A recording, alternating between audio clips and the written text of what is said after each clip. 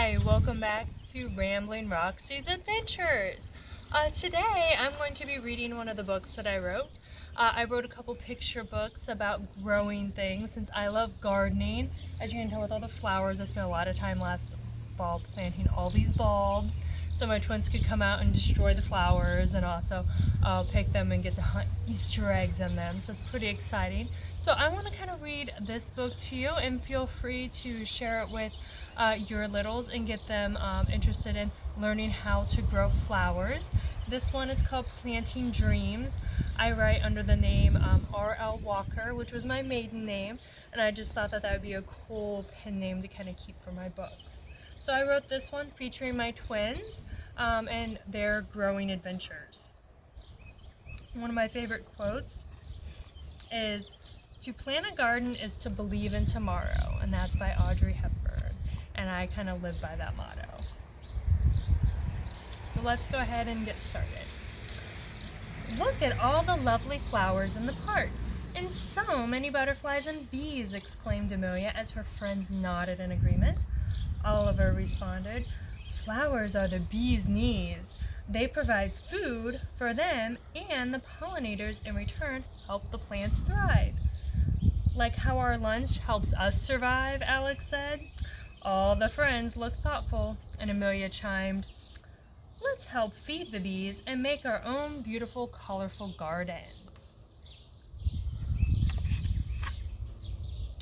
The twins couldn't wait to explain their plan to their family.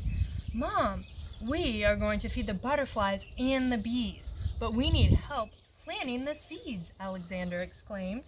"By all means, please share your dream," their grandmother replied. They put their heads together. "We want to make a garden full of flowers. Our friend Oliver told us that sunflowers and poppies are very helpful."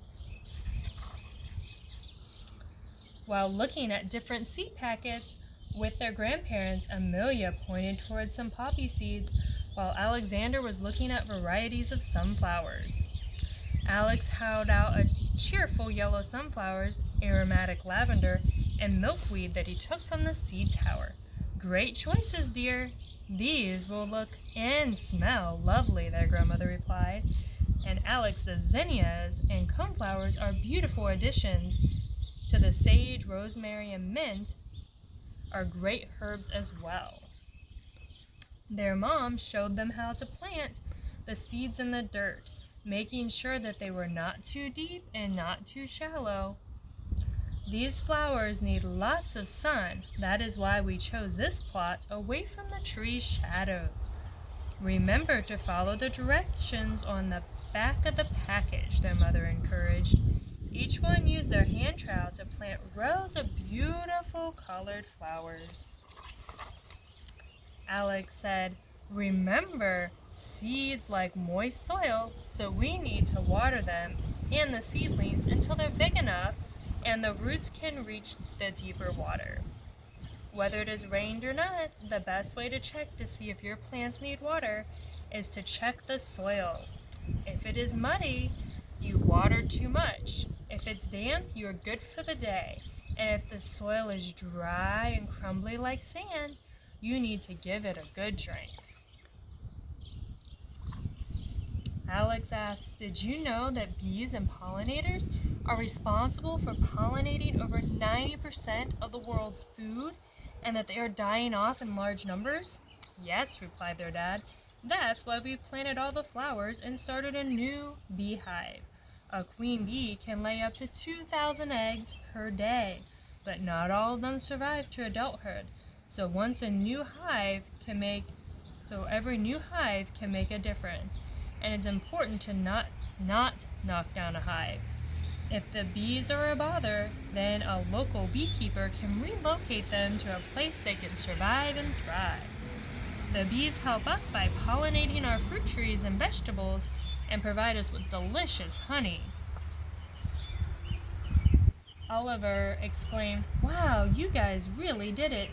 Your backyard looks better than the park with all the different flowers, butterflies and bees, and you can see it anytime. Was it hard work?"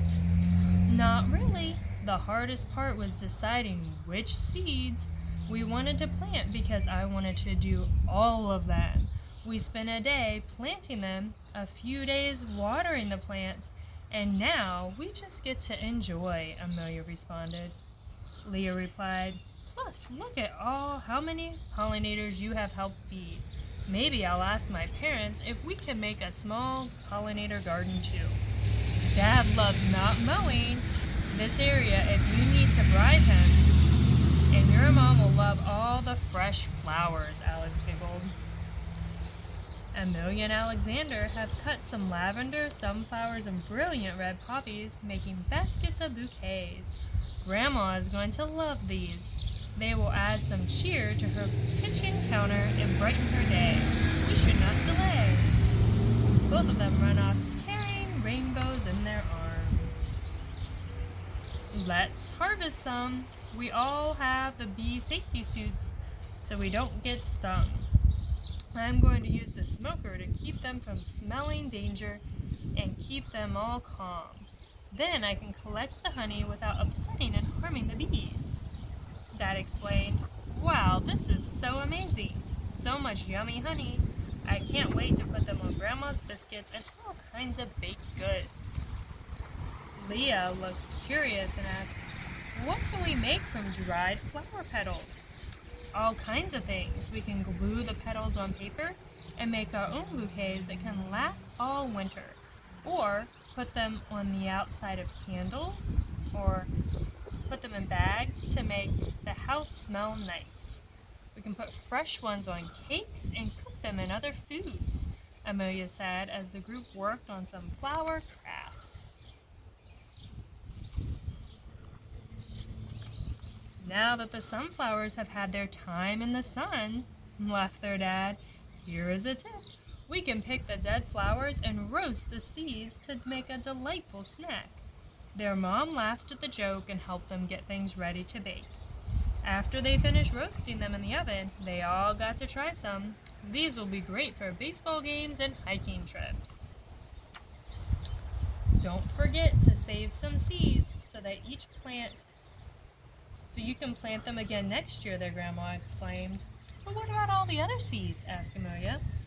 Grandma looked thoughtful and replied, you can either harvest them or give them to the birds this winter to let them dry on the plants and let Mother Nature take its course.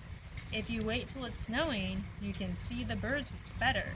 But either way, leaving some for the birds is quite nice indeed. And in the back, there's all kinds of helpful ideas and some recipes and some fun activities that you guys want to do with your flowers. I know I'm excited to make some flower crafts this year and enjoy growing a flower garden with my little ones, and I hope you are too. Thank you for listening.